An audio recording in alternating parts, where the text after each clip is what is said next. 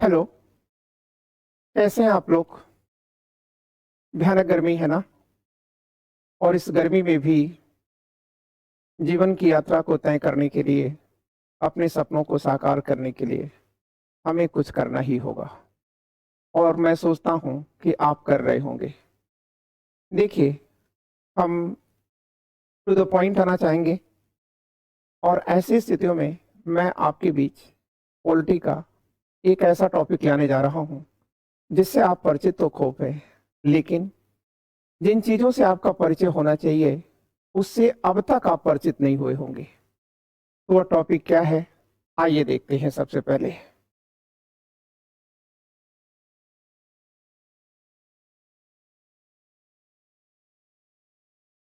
ये टॉपिक से आप बखूबी परिचित हैं, लेकिन इसके मैटर को कैसे पढ़ा जाए यह आप नहीं जानते हैं।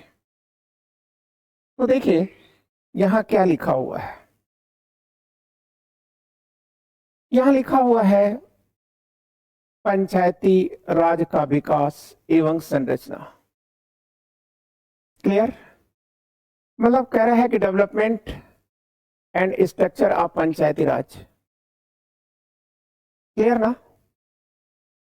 अब देखो, आपके सामने एक प्रश्न आता है, क्या है ये पंचायती राज, है ना?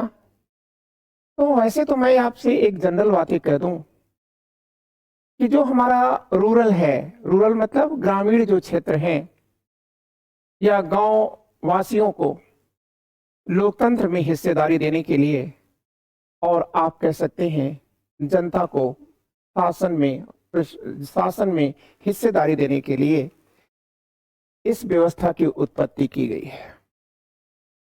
क्लियर ना? लेकिन बच्चों, यहां एक प्रश्न आता है, क्या यह वास्तव में 1992 या 1997 में आया? नहीं। आप याद रखिएगा, यह बहुत पुरानी अवधारणा है। तो आप याद रखिएगा, जैसे जीवन की उत्पत्ति के लिए या जीव की उत्पत्ति के लिए, सॉरी जीवन छोड़िए, जीव करिए आप। जैसे जीव की उत्पत्ति के लिए पूर्व जीव आवश्यक होते हैं ना, वैसे व्यवस्थाएं, ठीक है, सदैव पूर्व व्यवस्थाओं में परिवर्तन का नाम है। जो नवीन व्यवस्थाएं आप देख रहे हैं ना, वो नवीन व्यवस्थाएं पुरातन व्यवस्था में परिवर्तन है। ठीक है? तो अब हमको जानना होगा कि ये जो पंचायती राज है ना, ये पंचायती राज की अवधारणा क्या हमारे बीच में इसके पहले भी कभी थी? ठीक है, तो आइए जरा हम एक चीज देख लेते हैं कि पंचायती राज की जो अवधारणा है क्या हमारे बीच में पहले भी थी। मतलब इसका हिस्टोरिकल बैकग्राउंड जानते हैं, क्योंकि जब तक आप हिस्टोरिकल बैकग्राउंड नहीं जानेंगे तब तक आपके अंदर लॉजिक नहीं डेवलप हो पाता। ठीक है, फिलहाल थोड़ी चलते चलते एक बात कर दें। देखिए, यहाँ लिखा है कि जो पंचायती राज है इसका उल्लेख कहाँ है, तो आप कहोगे सर ये पार्ट 9 में है, संविधान के भाग 9 में है, शेड्यूल 11 है। शेड्यूल का मतलब हिंदी में अनुसूची 11 में है। इसमें कुल गांव को शासन करने के लिए कुल कितने सब्जेक्ट सौंपे गए हैं, सब्जेक्ट अर्थात विषय सौंपे गए हैं, 29 सौंपे गए हैं। और इसका विवरण कहां से कहां तक है, मतलब संविधान में इसका उल्लेख कहां से कहां तक है। आप कहोगे कि सर आर्टिकल 243 से 243 ओ तक है। ठीक है, एक जनरल इंफॉर्मेशन आपके बीच में ये थी। लेकिन आइए जरा हम देखते हैं इसका इतिहास क्या है, और आप बखूबी से बड़े ध्यान से इसे सुनिएगा, लिखिएगा। तो आइए हम चलते हैं। आपके सामने कुछ चीजें दिख रही होंगी।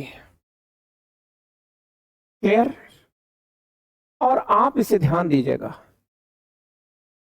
देखिए, हमारी जो अब तक की जो ज्ञात सभ्यता रही है वो इंडस वैली सिविलाइजेशन या हड़प्पा सभ्यता रही है, लेकिन उसके बारे में हम बहुत कुछ जान नहीं पा रहे हैं।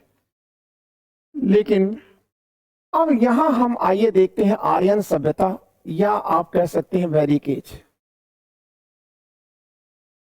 तो वैदिक एज किसे कहते हैं? क्लियर? आप कहोगे, आप सोच रहे होगे कि आखिर पंचायती राज व्यवस्था में इतनी व्यापकता क्यों आ रही है, क्योंकि इसके बिना आप उसकी रूट ही नहीं समझ पाओगे पंचायती राज की। तो ये जो देखो वैदिक एज है, ये वैदिक एज का टाइम क्या है? देखो वैदिक एज, अगर आपसे केवल वैदिक एज पूछा जाए तो आप लिख सकते हो कि सर वैदिक एज है 1500 बीसी से कहां तक? 600 बीसी है। अब ये 1500 से 600 बीसी को दो भागों में हम बांटते हैं। एक है ऋग्वैदिक एज, इसका जो टाइम आता है वो 1500 से और 1000 ईसा पूर्व है, बीसी है, ठीक। और ये जो लेटर वैदिक एज है बच्चों, इसका जो समय देखा जाएगा तो अब तक तय किया गया है 1000 से, ठीक है, और कितना आप कहोगे 600 बीसी तक। क्लियर? लेकिन आप जरा देखो कि हमारी पंचायती जो राज प्रणाली है ये कितनी प्राचीन है। तो आप याद रखना, ये जो ऋग्वैदिक एज है ये आप कह सकते हो कि ट्राइबल या क्लॉन है, यहां पर एक कबीले रहा करते थे।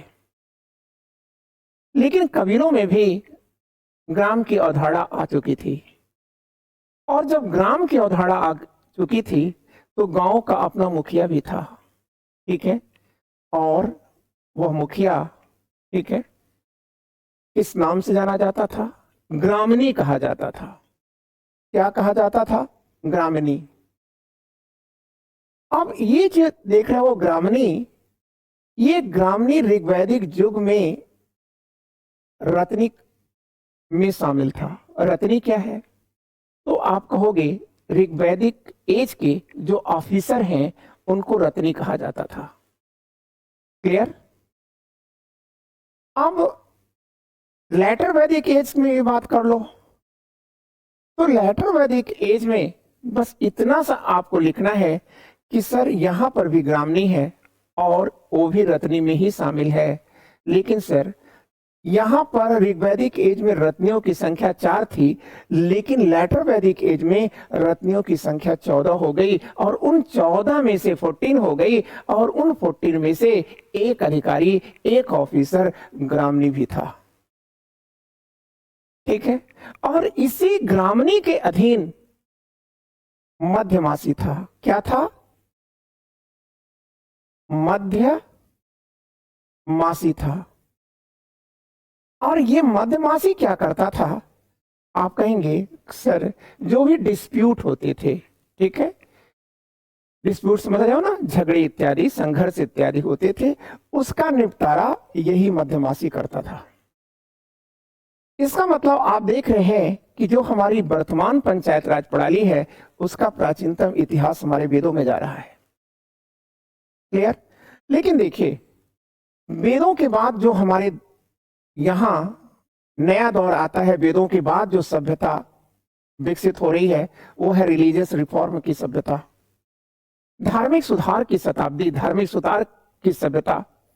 और ये धार्मिक सुधार की जो सभ्यता आई, ठीक है, इसमें आते तो बहुत फिलोसफर्स हैं, लेकिन दो महत्वपूर्ण है, एक है महावीर स्वामी और दूसरे हैं बुद्ध।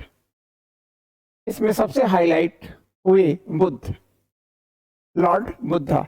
तो देखो जो लॉर्ड बुद्धा है ना, लॉर्ड बुद्धा, जब लॉर्ड बुद्धा आए तब तक हमारा ये जो लेटर वैदिक एज था, इसमें धर्म के क्षेत्र में बहुत ज्यादा अंधविश्वास, कर्मकांड और पाखंड फैल चुका था, ठीक है ना।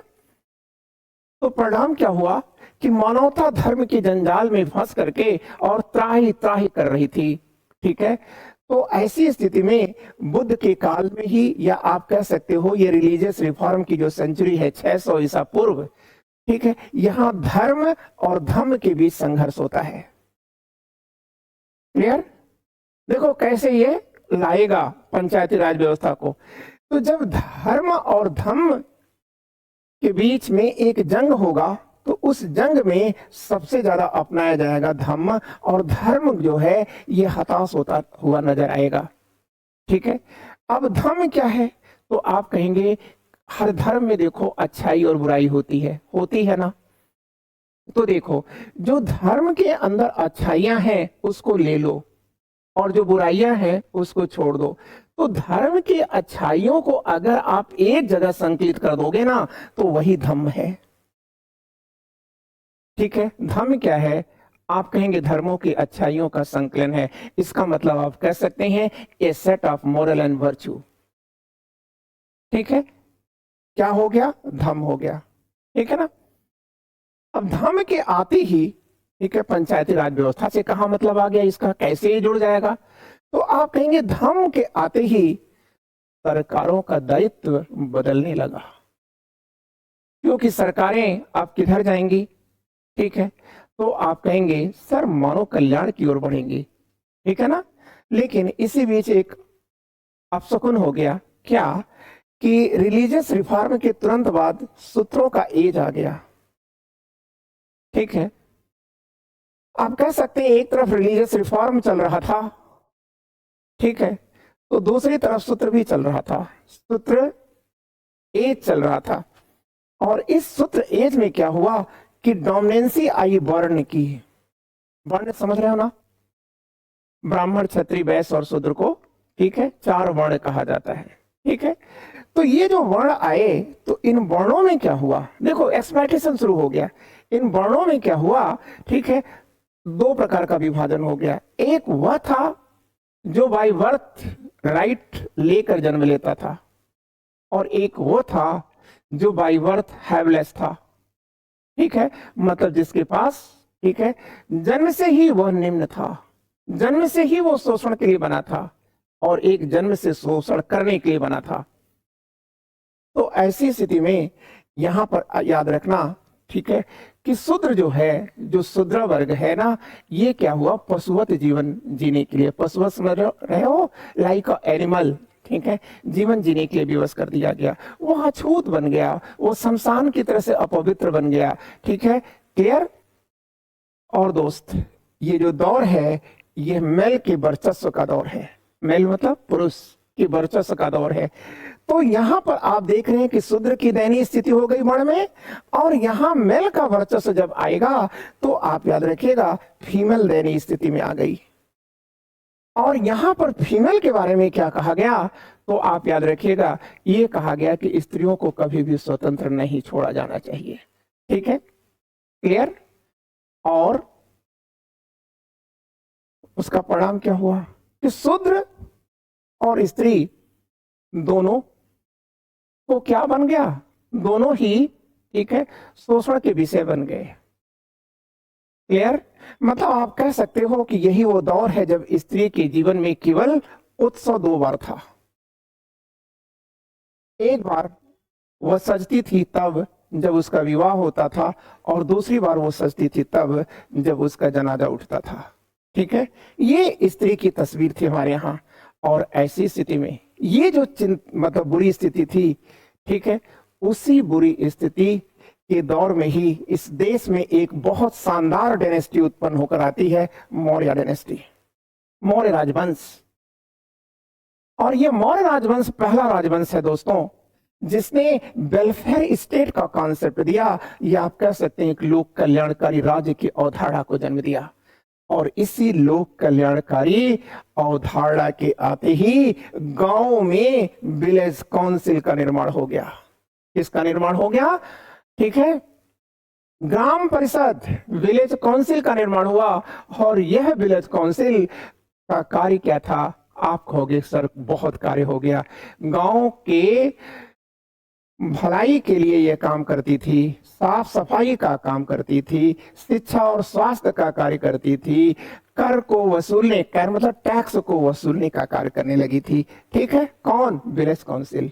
ठीक है, तो लेकिन याद रखना अभी भी इसका नाम पंचायत नहीं है।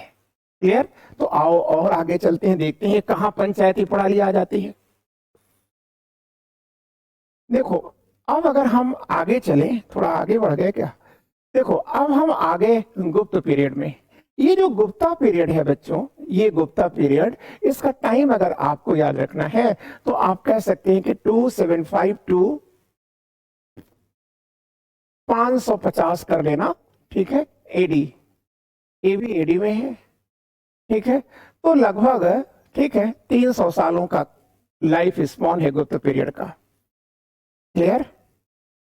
अब देखो जरा, गुप्त काल में ही आकर के, ठीक है, क्या हो रहा है, ये देखो नाम आ गया, ग्राम पंचायत, ठीक, या ग्राम पंचायत को ही पंचमंडली कहा गया, ठीक है, और इसी को ग्राम जनपद भी कहा जाता है, ग्राम जनपद भी कहा जाता है। किसको? ग्राम पंचायत को ही कहा गया, और इसका प्रमुख ग्रामनी था। अब प्रॉब्लम यह है कि आप ये जानो कि आज से और गुप्तकालीन जो पंचायत है उन दोनों में समता क्या है, ठीक है। तो बच्चों, पहली समता यह है कि गुप्तकालीन जो ग्राम पंचायत है वो भी ऑटोनॉमस है, ठीक, और उसमें क्या कार्य है, उसका क्या क्या कार्य करती थी ग्राम पंचायत, गुप्तों की ग्राम पंचायत? आप कहेंगे ग्राम के बच्चों को एजुकेट करती थी, ठीक है, ग्राम की सिक्योरिटी को देखती थी, गांव की सफाई को देखती थी, ठीक है, गांव में स्वास्थ्य की देखभाल करती थी, गांव में पीने के पानी की व्यवस्था देने के लिए यह कुएं और तालाब खुदवाती थी, ठीक है। फिर यही जो है वह कर या टैक्स वसूलती थी, यही भूमि में सुधार का काम करती थी, यही भूमि का रिकॉर्ड रखती थी, और यही, ठीक है, गांव के जो विवाद थे उसका समाधान करती थी, ठीक है। और आपको याद रखना होगा, ठीक है, कि आज भी हमारी ग्राम पंचायतों को गुप्तों से सीखने के लिए बहुत कुछ बाकी है, ठीक है। तो ये आपने सीख लिया, ग्राम पंचायत की अवधारणा सबसे पहले नाम सहित कहां आ रहा है, गुप्तों के काल में आ रहा है। लेकिन अब आगे चलो, आप थोड़ा सा और आगे आओ। लेकिन पूछा जाए अगर पंचायती राज प्रणाली का चरमोत्कर्ष या क्लाइमैक्स क्या है, एक्सट्रीम पर कब पहुंचती है, तो आप कहोगे कि सर वो Chola kingdom of south India है, ठीक है। साउथ इंडिया में चोल जो डायनेस्टी है, ठीक है, वहां पर आकर के, ठीक है, पंचायती राज व्यवस्था अपने एक्सट्रीम पर पहुंच जाती है, अपने विकास के एक्सट्रीम पर पहुंच जाती है, और वो इतना विकास कर गई, ठीक है, कि इतिहास के पन्नों में इसे क्या कहा गया है, आप कहेंगे minor Republican form of the government कहा गया है, लघु गणतंत्र कहा गया, ठीक है। और आप याद रखना, लेकिन चोलों के बाद उत्तर भारत में आ जाओ तो पंचायतों का पतन शुरू हो जाता है, ठीक है। क्लाइमैक्स पर था चोल डायनेस्टी में, लेकिन आप जरा देखिए इसके बाद क्या हालात होती है पंचायतों की, तो आप कहेंगे नॉर्थ इंडिया में, उत्तर भारत में तुर्कों का आक्रमण शुरू हो जाता है, इस्लामिक आक्रमण शुरू हो जाता है। इस्लाम जब तक शासन करेगा तब तक, ये सॉरी, तुर्क जब तक शासन करेंगे तब तक वो क्या होगा, गांव का जो ताना बाना है वो टूट रहा है। फिर भी, ठीक है, इन्होंने बहुत हद तक भारत के गांव की जो संरचना है उसमें छेड़छाड़ नहीं किया। वही बात अफगानों के काल में भी रही है, वही बात मुगलों के काल में भी रही है। मतलब इन्होंने चाहे कुछ भी किया हो, इकोनॉमी से चाहे कुछ भी खेला हो, लेकिन एक बात याद रखिएगा, जो इस्लामिक रूलर्स हैं इनकी एक खास बात है कि इन्होंने देश के इकोनॉमी को कभी प्रभावित नहीं किया है। ये देखिए, धार्मिक लोग थे, धर्ममय थे, और धर्म को लेकर के ही ये तलवार भांजते रह गए, ठीक है। इससे ज्यादा ये कुछ करोड़ न पाए थे, ठीक है। लेकिन अब बात आई, और नहीं इन्होंने कभी भी किसी स्ट्रक्चर को ध्वस्त किया है। लेकिन याद रखिएगा, ये जो यूरोपियंस हैं, ये यूरोपियन बहुत कातिल लोग हैं, ऐसे कातिल लोग हैं।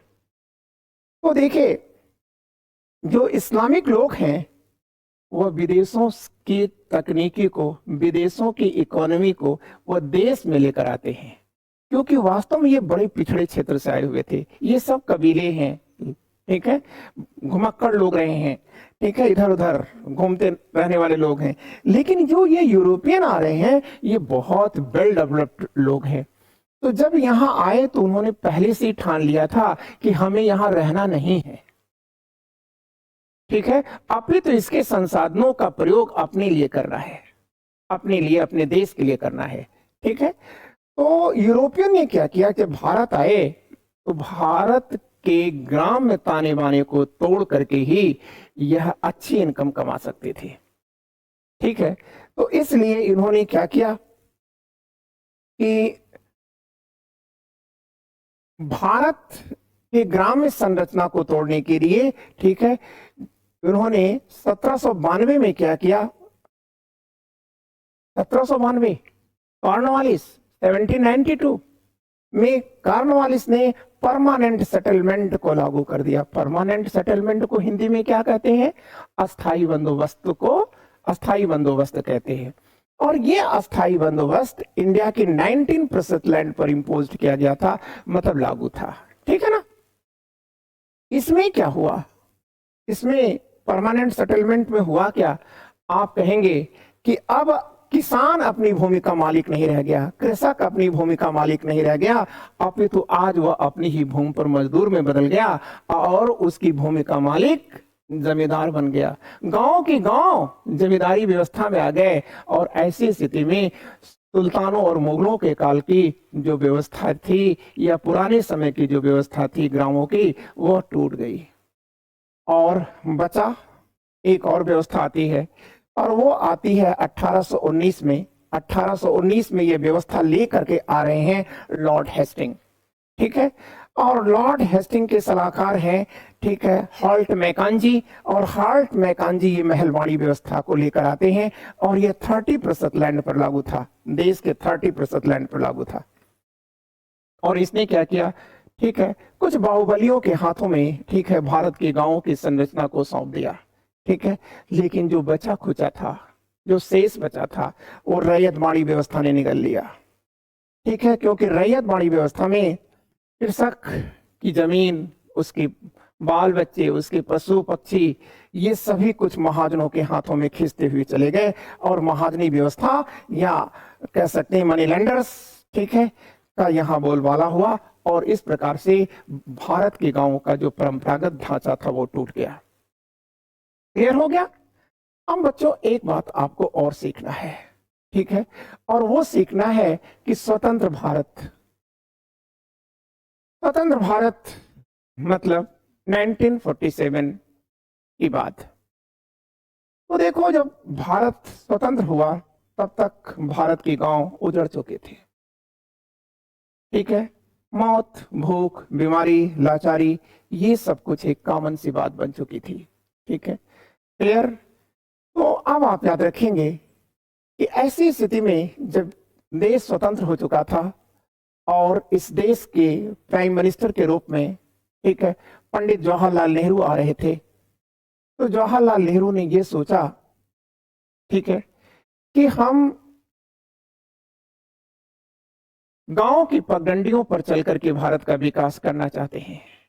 अर्थात वो शासन में, ठीक है, सुदूर गांव के हर व्यक्ति तक, ठीक है, क्या करना चाहते हैं, शासन को पहुंचाना चाहते हैं, ठीक है।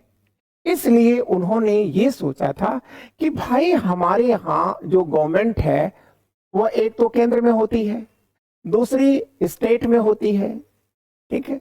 लेकिन उनका ये कहना था कि सेंट्रल और स्टेट की गवर्नमेंट से लोकतंत्र में साझेदारी लोगों की नहीं हो पाएगी। इसलिए लोगों की लोकतंत्र में साझेदारी को बढ़ाने के लिए उन्होंने, ठीक है, क्या किया, लोकल गवर्नमेंट का निर्माण का भी निर्णय लिया, ठीक है।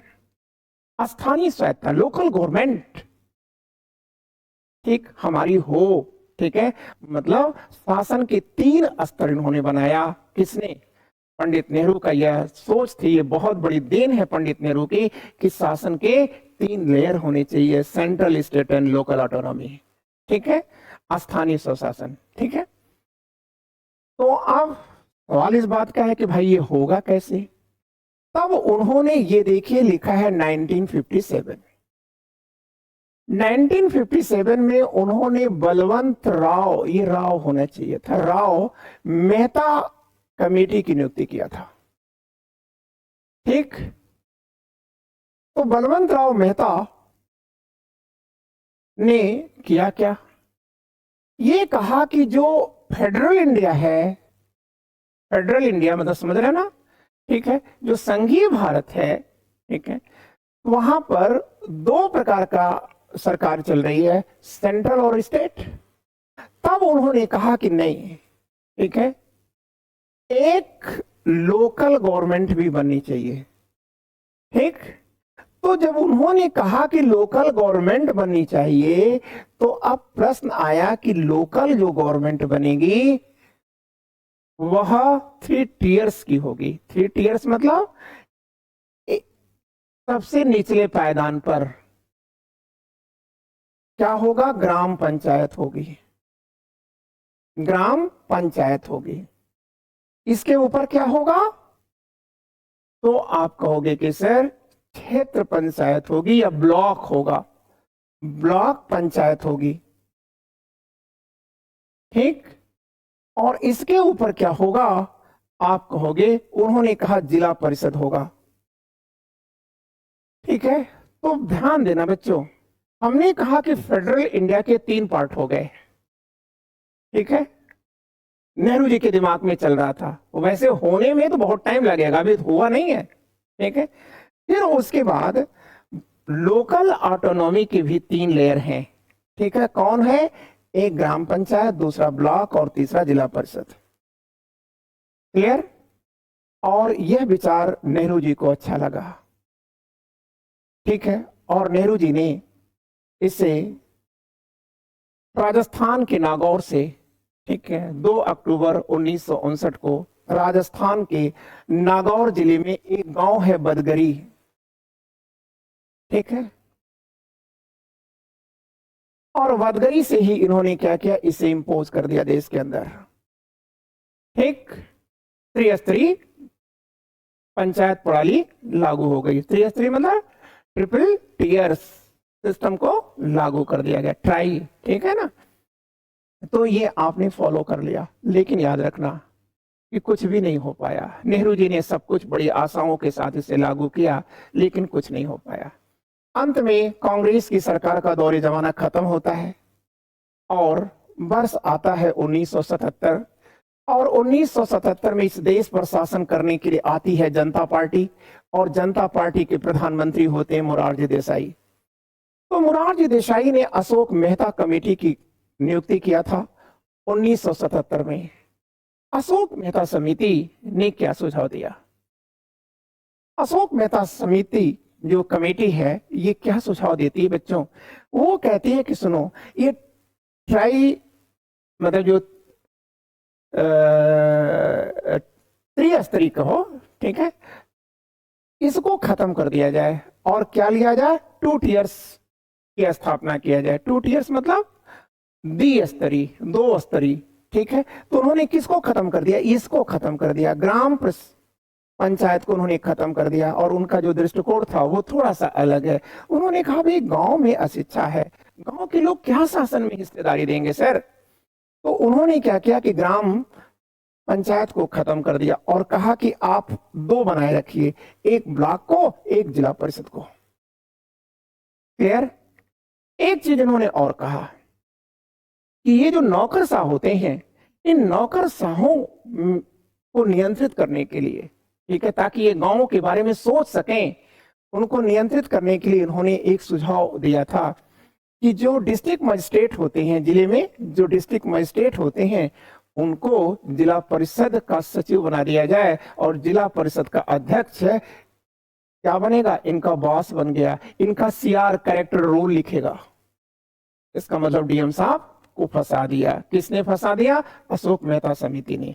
और इसी प्रकार से उन्होंने ब्लॉक में जो ब्लॉक डेवलपमेंट ऑफिसर होता है, ठीक है, बीडीओ होता है, उस बीडीओ को उन्होंने कहा कि यह ब्लॉक जो कमेटी, अरे वो समिति है, ठीक है, पंचायत है, सॉरी ब्लॉक पंचायत है, क्षेत्रीय जो पंचायत है, उस क्षेत्रीय पंचायत का जो प्रमुख होता है उसे ब्लॉक प्रमुख कहा जाता है या मुखिया कहा जाता है, उस मुखिया के अधीन कर दिया गया बीडीओ को, और ब्लॉक प्रमुख ही बीडीओ का कैरेक्टर रोल लिखता है।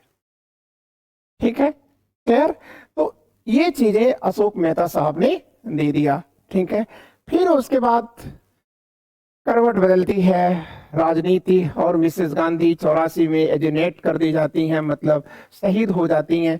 और उसके बाद उनके बेटे पीएम राजीव गांधी ये पावर में आते हैं। तो ये बड़े ही सेंसिटिव व्यक्ति थे, और उन्होंने एक कमेटी को गठित किया था 85 में। ठीक है, और वो थी राव कमेटी, और इनसे कहा था कि आप बताओ, आपको यह सुझाव देना है कि हम अपने गांव की गरीबी को कैसे खत्म करें और हम पंचायती राज प्रणाली को कैसे विकसित करें। क्लियर? लेकिन याद रखिएगा, जीबी के राव कमेटी बहुत संतुष्ट नहीं कर पाई थी राजीव गांधी को। फिर राजीव गांधी ने एक ही वर्ष बाद एलएम सिंघवी कमेटी को कहा कि आप अपनी रिपोर्ट दें कि हम कैसे पंचायती जो प्रणाली है, पंचायती जो सिस्टम है, उसको रीऑर्गेनाइज करें। क्योंकि ऑर्गेनाइज तो पहले से था, आप बताओ कि हम इसमें क्या रिफॉर्म कर दें। ठीक है, ये एलएम सिंघवी कमेटी को नियुक्त किया गया। फिर भी एलएम सिंघवी कमेटी की रिपोर्ट से वो बहुत संतुष्ट नहीं रहे, और फिर उन्होंने पीके थुंगन कमेटी का गठन कर दिया। ठीक है, और पीके थुंगन कमेटी को ने सुझाव दिया कि देखिए, अगर आप पंचायतों को रियल में, ठीक है, एक पावर देना चाहते हैं और उनको, ठीक है, एक जीवन देना चाहते हैं, उनको पुनर्संगठित करना चाहते हैं, तो बेहतर यह है कि आप इनका नियमित चुनाव कराने की व्यवस्था दें। लेकिन अफसोस कि राजीव गांधी जी, ठीक है, शहीद हो गए, और वो जानते हैं कि क्या है, वो सब चीजों से आप परिचित होंगे। ठीक है, लेकिन जब राजू जी शहीद हो गए, तो ऐसी स्थिति में कांग्रेस की सरकार आती है, और कांग्रेस के जो प्रधानमंत्री बनते हैं वो बड़े विद्वान आदमी हैं, prime minister PV Narasimha Rao, और वे अपने सीनियर, ठीक है, राजीव गांधी की इच्छाओं को पूरा करने के लिए, ठीक है, ये 73 अमेंडमेंट लेकर आते हैं 1992 में। क्लियर? 73 अमेंडमेंट लेकर आते हैं। क्लियर? और पार्ट 9 लेकर आते हैं, कॉन्स्टिट्यूशन का पार्ट 9 लेकर आते हैं, और जो अनुसूची है, शेड्यूल है, उसमें, ठीक है, 11वीं शेड्यूल को लेकर के आते हैं, है ना? आप याद रखिएगा। और इसी के तहत, ठीक है, पंचायती राज प्रणाली को संसद ने पारित कर दिया। और बच्चों याद रखना कि 24 अप्रैल को पंचायती राज प्रणाली भारत में लागू कर दी गई। और याद रखना कि 24 अप्रैल को किस रूप में मनाया जाता है? आप कहेंगे पंचायती राज डे, या हिंदी में कहोगे तो उसको कहेंगे पंचायती राज दिवस। ठीक है, क्लियर? ये हो गया। फिर याद रखना कि 74वां अमेंडमेंट समझ रहे ना, संशोधन, ठीक है, को लेकर के पीवी नरसिम्हा राव आए थे, उसी वर्ष आए थे, 92 में ही लेकर आए थे। ये सब आपके सामने लिखा हुआ है। ठीक है, और इसका उद्देश्य था कि हम जो शहर है ना, उसमें भी अर्बन गवर्नमेंट की मतलब ऑटोनॉमी चाहते हैं। ठीक है, लेकिन याद रखिएगा, यह 1 जून 93 को लागू हुआ था, इसलिए इसे अर्बन डेज के नाम से भी जाना जाता है। ठीक है, अर्बन, ठीक है, लोकल ऑटोनॉमी डेज के नाम से या दिवस के नाम से भी जाना जाता है। ठीक है, ये मैटर आपने सीख लिया। ठीक है, ये चीजें आपसे पूछा जाता है कि इसकी क्रोनोलॉजी दीजिए। ठीक है, कि ऐसी में इसे घालमेल कर देगा और कहेगा इसे क्रमबद्ध करिए। ठीक है, इसकी क्रोनोलॉजी आपको याद रखना होगा। अब बच्चों, क्वेश्चन आ गया, और मैंने आपसे कहा था कि जब भी मैं आपके बीच में बोलना शुरू करूं, तो सबसे पहले आप हमारे लेक्चर को सुनिए, लेक्चर को नोट कर लीजिए। ठीक है, पास करिए। ठीक है, पास करिए। ठीक है, अपने वीडियो को, और उसके बाद आप उसे लिख दीजिए। लिखने के बाद आप भले, ठीक है, एमसीक्यू पर प्रैक्टिस करने के लिए कार्य करिए। लेकिन ये जो लेक्चर जो जाता है ना, वह आपके लिए बहुत ही महत्वपूर्ण हो जाता है, क्योंकि अगर अभी मैं कहूँ कि पंचायती राज का इतिहास या historical background of panchayati raj system, ठीक है, तो ये चीजें आपको सहजता से प्राप्त नहीं होंगी। मैं ये तो नहीं कह सकता कि आपको नहीं मिल पाएंगी, लेकिन इजीली, ठीक है, यह आप नहीं पाएंगे। ठीक है, तो आप लेक्चर को पहले सुनिए। अब देखिए क्वेश्चन करना आपके लिए कितना आसान हो गया। कह रहा है कि panchayati raj was first introduce in India in October 1959। कह रहा है कि पंचायती राज को जो है 1959 में जो है पहली बार कहाँ लागू किया गया था, तो आप याद रखना राजस्थान में लागू किया गया था। और राजस्थान में कहाँ किया गया था, आप कहोगे नागौर में किया गया था। और नागौर में कहाँ किया गया था, तो ये भी आपको हमने बता दिया, बदगरी गांव में इसे इम्पोज किया गया था। ठीक है, हो गया। फिर अगला हम देखेंगे, ठीक है, the panchayati raj system in India was started first in Rajasthan and second in. कह रहा है कि जो पंचायती राज जो सिस्टम है बच्चों, वो पहली बार तो राजस्थान में शुरू किया गया, लेकिन उसके बाद किसने शुरू किया था, दक्षिण में शुरू हुआ था, और दक्षिण में आंध्र प्रदेश है। ठीक है, ये फिर हम लोग थर्ड क्वेश्चन की बात करेंगे बच्चों। थर्ड क्वेश्चन कर रहा है कि which are the following events relating to the local government in India are arranged in a chronological order. अभी मैंने आपसे कहा था कि इस पर क्वेश्चन पूछेगा। ठीक है, तो एलएम सिंघवी कमेटी कब आती है, 86 में आती है, हंगुन 88 में आती है, अशोक मेहता 77 में है, जी राव कमेटी 85 में आती है। अब आप इसे मिला लीजिएगा। ठीक है, आप कह रहे हैं कि who is considered the architect of panchayati raj system in India. कह रहा है कि पंचायती राज जो सिस्टम है भारत में, ठीक है, उसका शिल्पी किसे माना जाता है, शिल्पी किसे माना जाता है, who is considered the architect. Balwant Rao Mehta को माना जाता है, ये है, बी.आर. मेहता को माना जाता है। फिर कह रहा है एज पर द रिकमेंडेशन। ठीक है, मतलब सुझाव के अनुसार, एज पर रिकमेंडेशन, सुझाव के अनुसार। किसके सुझाव के अनुसार, बलवंत राव मेहता के सुझाव के अनुसार। ठीक है, कमेटी ऑन डेमोक्रेटिक डिसेंट्रलाइजेशन। ठीक है, मतलब बलवंत राव मेहता कमेटी ने, ठीक है, लोकतांत्रिक विकेंद्रीकरण के लिए क्या रिकमेंड किया है, क्या सुझाव दिया है, यही ना।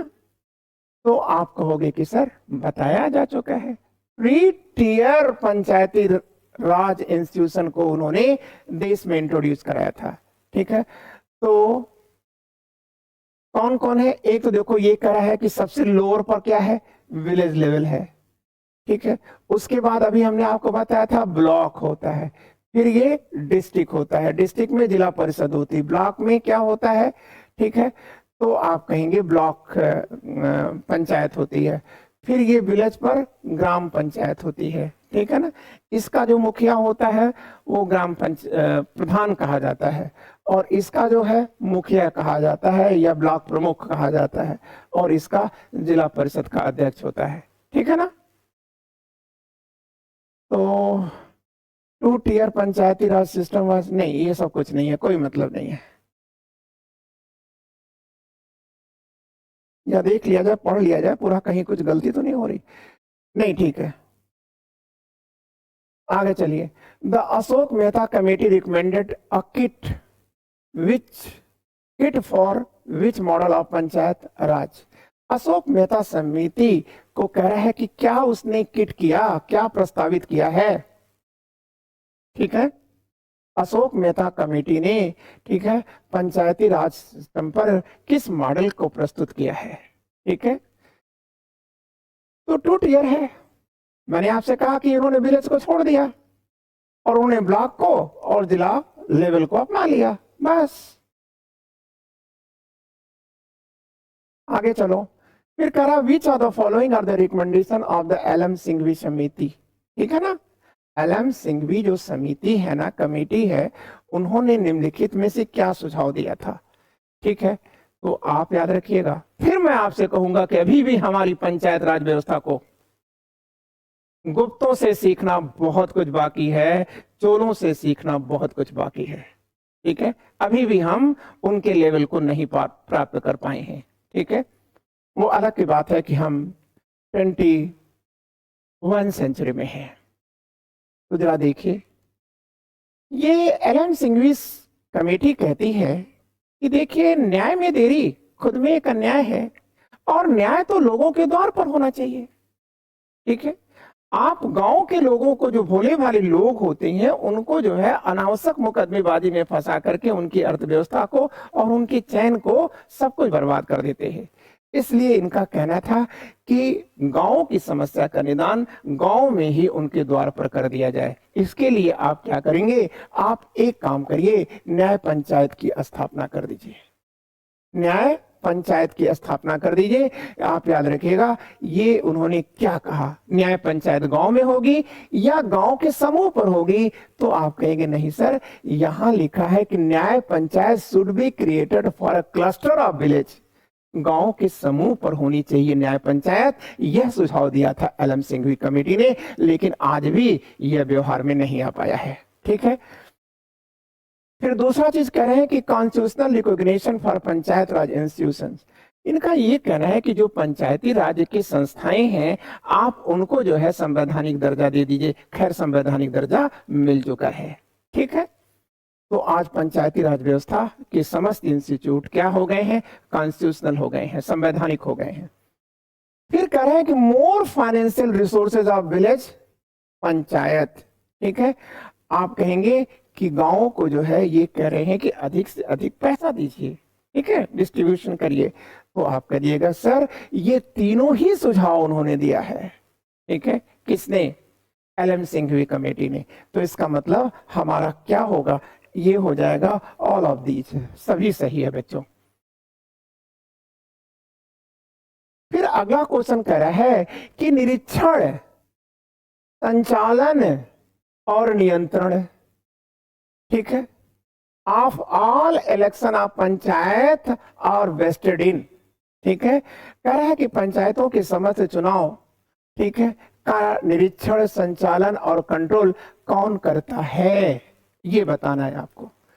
तो बच्चों, इसका आंसर होगा कि द स्टेट इलेक्शन कमीशन, जो हमारे राज्य में जो चुनाव आयोग होता है, वही कार्य करता है। ईसीआई ऑफ इंडिया को, या जो चुनाव क्या है, इलेक्शन कमीशन ऑफ इंडिया है, उसका इससे कोई लेना देना नहीं है। यह तो किसका विषय है? आप कहेंगे स्टेट इलेक्शन कमीशन का विषय है।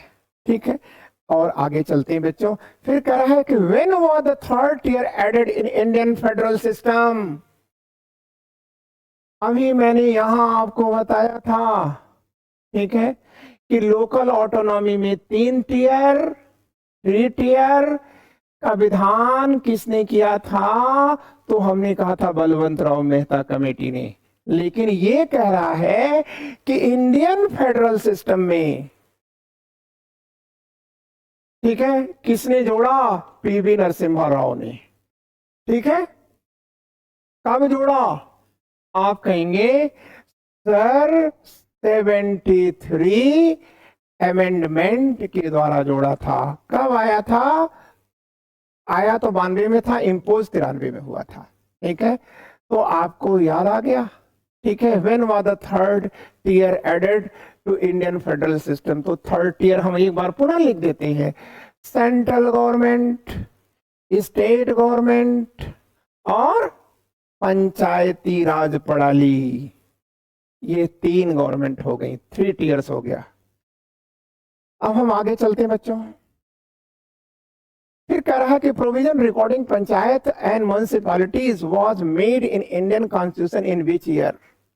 ठीक है, तो ये तो भाई जान ही रहे हो कि यार पंचायत राज और ये जो नगर पालिकाएं हैं, म्युनिसिपैलिटीज है, इसका कब जोड़ा गया है कॉन्स्टिट्यूशन में? 1993 में जोड़ा गया है यार। फिर कह रहा नेशनल पंचायत राज डे, अभी बताया मैंने आपको 24 अप्रैल को, 24 अप्रैल को ही पंचायत राज डे मनाया जाता है, पंचायत दिवस मनाया जाता है। क्यों मनाया जाता है? क्योंकि इस दिन पंचायती राज प्रणाली को लागू किया गया था। ठीक है, लेकिन अगर यहाँ पर पंचायत ना हो करके यहाँ अर्बन राज डे की बात करें तो अर्बन राज डे 1 जून को। ठीक है, ठीक है ना।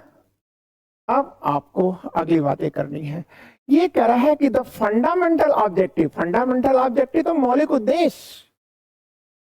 ठीक है, किसका? पंचायती राज सिस्टम का मौलिक उद्देश्य क्या सुनिश्चित करता है? इंश्योर करता है। मतलब fundamental objective of panchayat Raj system का मौलिक उद्देश्य क्या सुनिश्चित करता है? ठीक है, तो यार सीधी सीधी सी बात याद रखना, पंचायत राज का मतलब है लोकतंत्र। और लोकतंत्र में क्या होता है? जनता की भागीदारी। किसमें? डेवलपमेंट में जनता की भागीदारी, विकास कार्यों में जनता की भागीदारी, ये लोकतंत्र की पहली विशेषता है। और सेकंड विशेषता होती है, ठीक है, कि डेमोक्रेसी कभी सेंट्रलाइज होने की बात नहीं करती। डेमोक्रेसी का मतलब है कि सत्ता का, ठीक है, वितरण और, ठीक है, विकेंद्रीकरण। क्लियर? तो इसका मतलब ये तो हो नहीं सकता, ये है, ये कोई मतलब नहीं है। तो इसका मतलब इसका आंसर हो गया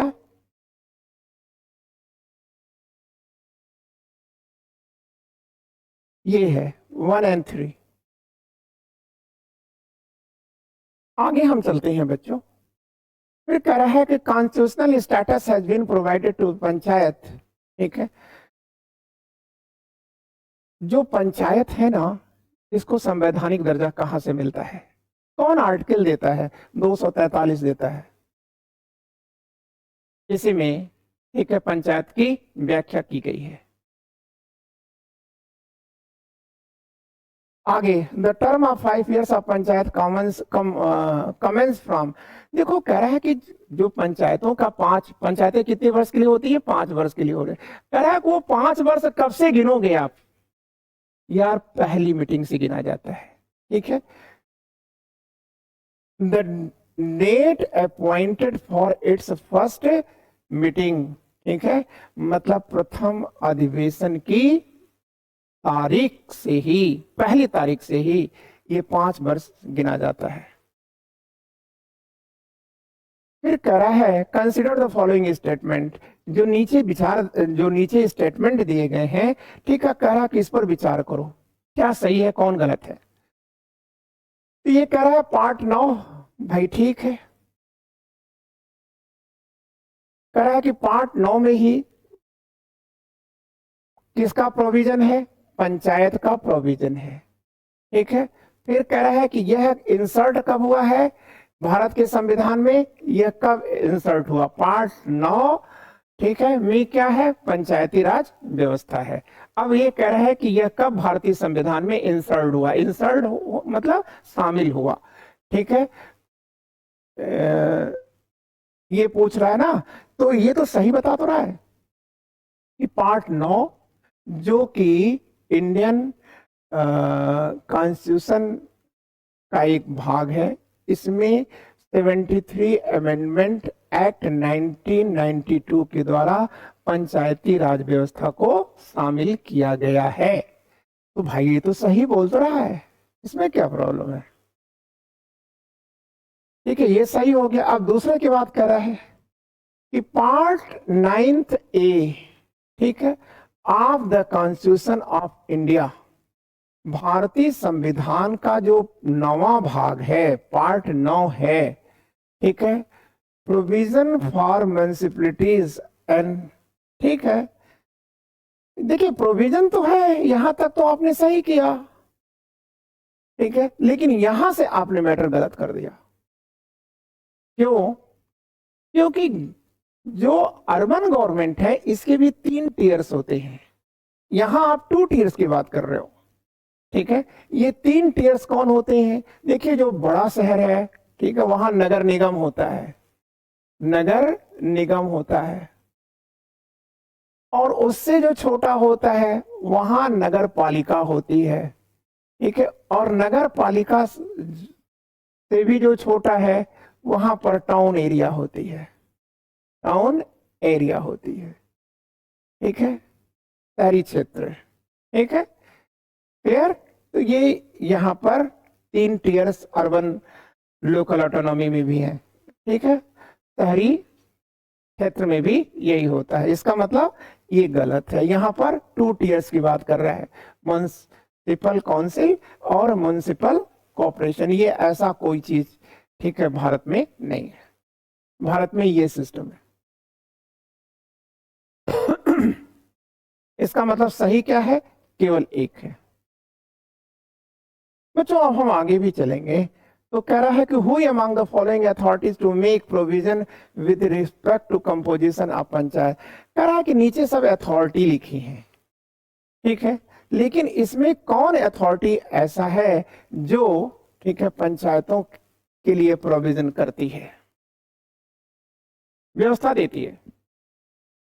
तो यार पहली चीज याद रखना कि पंचायती राज सिस्टम कहां पर शामिल है। आप कहेंगे सर स्टेट लिस्ट का विषय है, स्टेट लिस्ट का विषय है। और ये लिस्ट कहां होती है, आप कहेंगे सर 7 शेड्यूल में है। शेड्यूल मतलब 7वीं अनुसूची में है। कितनी, 7वीं अनुसूची में कितनी लिस्ट है, 3 है, सेंट्रल, स्टेट, कॉन्करेंट, मतलब केंद्रीय सूची, राज्य सूची और समवर्ती सूची। ठीक है, तो जो पंचायती राज सिस्टम है वो किसके अंदर आता है, स्टेट का विषय है वो। ठीक है, इसका मतलब स्टेट के विषय पर लॉ कौन बनाएगा, व्यवस्था कौन देगा, तो आप कहेंगे स्टेट लेजिस्लेचर देगा, या आप कह सकते हैं राज्य की विधानसभा देगी। ओके बच्चों, अगली बात कर रहे हैं कि which are the following was not proposed by the 73rd constitutional amendment. कह रहा है कि निम्नलिखित में से कौन है जो 73 अमेंडमेंट या संशोधन के द्वारा प्रपोज्ड नहीं है, या आप कहेंगे सुझावित नहीं है। ठीक है, पंचायती राज सिस्टम के संदर्भ में। तो कह रहा है कि 30% seat in all electoral rural bodies will be reserve for women. Yes sir, बिल्कुल सही है, 1/3 कर लीजिएगा। ठीक है, क्लियर। फिर कह रहा है कि देखो ये चीज ध्यान रखना, कह रहा नॉट प्रपोज्ड। ठीक है, नहीं प्रपोज किया गया है, नहीं उल्लेखित किया गया है, नहीं सुझाव दिया गया है, ये पूछ रहा है। तो ये तो सुझाव दिया गया है ना, तो ये तो आपका उत्तर हुआ नहीं, आपको तो गलत निकालना है। फिर कह रहा है the state will constitute their finance commission to allocate resources to panchayat raj institution. देख रहे हो क्या कर रहा है, the state will constitute, state क्या करेगा, एक फाइनेंस कमीशन का निर्माण करेगा। ठीक है, जो पंचायती राज इंस्टीट्यूशन को, ठीक है, रिसोर्सेज ट्रांसफर करेगा, एलोकेट करेगा। ठीक है, ये भी सही है भाई, फाइनेंस कमीशन होता है। फिर कह रहा है कि the panchayati raj elected functionaries will disqualified to hold their office if they have more than 2 children. गलत, ऐसा कुछ नहीं कहा गया है कि ऐसे लोग जिनके पास 2 से ज्यादा बच्चे हैं वो पंचायती राज इंस्टीट्यूशन के लिए अयोग्य हैं, ऐसा कहीं कुछ नहीं है। ठीक है, फिर कह रहा है the election will be held in 6 months of panchayati raj bodies are suspended or dissolved by the state government. ठीक है, मतलब इनका ये कहने का मतलब है कि जो पंचायती राज इंस्टीट्यूशन है, अगर उसको, ठीक है, सस्पेंड कर दिया गया है या डिसॉल्व कर दिया गया है, तो सस्पेंशन या डिसॉल्व होने के 6 महीने के अंदर उसका चुनाव हो ही जाना चाहिए, यह लिखा गया है। ठीक है, थुंगन कमेटी की रिपोर्ट है ये। ठीक है, तो आप कह दीजिएगा यस सर, ये भी सही है। इसका मतलब गलत हमको चुनना था तो हम गलत चुन लिए, और गलत को हमने क्या चुना, सी को चुना, सी गलत है, और ए बी डी ये तीनों ही सही हैं।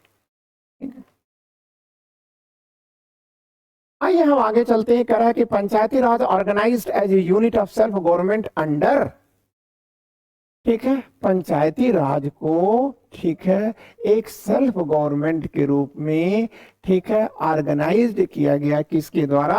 अरे यार पढ़ने की जरूरत ही नहीं है, ठीक है, ये लिखा हुआ है 73rd amendment of Indian constitution, 73वें संवैधानिक संशोधन के द्वारा।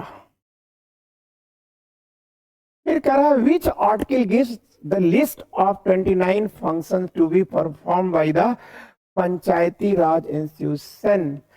देखो, पंचायती राज इंस्टीट्यूशन के अंतर्गत कुल कितनी विषय रखे गए हैं? ठीक है, 29। कह रहा है कि किस आर्टिकल ने निर्देशित किया है, या किस आर्टिकल का आदेश है, या किस आर्टिकल में लिखा गया है कि पंचायतें 29 विषयों पर शासन करेंगी। तो आप जी कर लेना, आर्टिकल 23 जी के अंतर्गत है ये। फिर कह रहा है कि panchayati raj institution under 73 amendment act 1992 will not inforce at which of the following states. देखो, पंचायती राज सिस्टम देश के हर प्रांत में लागू है, लेकिन एक बात है कि कहां लागू नहीं है। आप कहेंगे कि सर जहां इसका विकल्प मौजूद है वहां लागू नहीं है, ठीक है, तो आप कहेंगे जो ट्राइबल एरिया होती हैं वहां पर ट्राइबल काउंसिल होती है। तो जहां ट्राइबल काउंसिल ऑलरेडी मौजूद है वहां पंचायती राज सिस्टम को लागू करने का उचित तो होता नहीं। तो कहां कहां ट्राइबल काउंसिल है? ये देखो, नागालैंड में, मेघालय में और मिजोरम में है। इसका आंसर हो गया, यहां पर पंचायती राज सिस्टम लागू नहीं है। आगे हम चल के बताएंगे कहां 4 टियर है, लेकिन अभी जरूरत नहीं, ठीक है। कह रहा है the system of panchayati Raj is mentioned in, अभी मैंने कहा कि राज्य सूची का विषय है, ठीक है। पंचायती राज किस जगह पर उल्लेखित है? तो आप कहेंगे कि सर स्टेट लिस्ट में उल्लेखित है सर। फिर कह रहा है कि which one of the following articles provide reservation of seats for the schedule caste and schedule tribes in Panchayati raj system. यार देखो, पंचायती राज व्यवस्था में एससी और एसटी को जो रिजर्वेशन दिया जाता है वो 243 डी के अंतर्गत दिया जाता है। समझ गए ना? ठीक है, clear.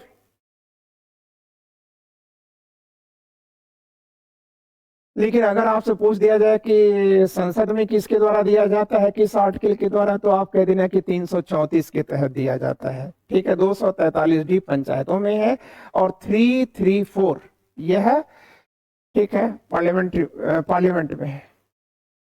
Which of the following statement is correct about reserve seat for women in panchayat raj institution? ठीक है, तो स्त्रियों को कहां से आरक्षण दिया जाता है? इस एक्ट के द्वारा पंचायतों में आरक्षण दिया जाता है, ठीक है, क्लियर। 243 डी फ्री के तहत दिया जाता है।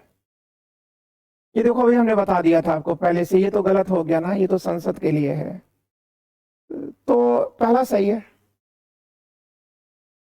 ये याद रखना बच्चों, ये याद रखना कंपटीशन के लिए। और बच्चों, इसी के साथ हमने आज का यह क्लास एंड कर दिया, लेकिन मैं आपसे कुछ कहना चाह रहा था। वो ये कहना चाह रहा था कि चूंकि यह इतना इम्पोर्टेंट टॉपिक है और बड़ा टॉपिक है, ऐसी स्थितियों में यह एक दिन में ही अगर हम इसे कंप्लीट करना चाहते तो आप थक जाते, ठीक है। इसलिए मैं चाहता हूं कि आपको एक नई एनर्जी के साथ, ठीक है, रिफ्रेश जब आप रहेंगे तब आपको दिया जाए, अर्थात कल आपका को इस पर दूसरा क्लासेस दिया जाएगा, ठीक है। और इसके साथ साथ अभी इस पर एक क्लास और लगेगा, तब जाकर के यह आप किसी भी एग्जामिनेशन के लिए कोई भी क्वेश्चन कर पाने की स्थिति में आ सकेंगे, ठीक है। तो थैंक यू बच्चों, गुड डे।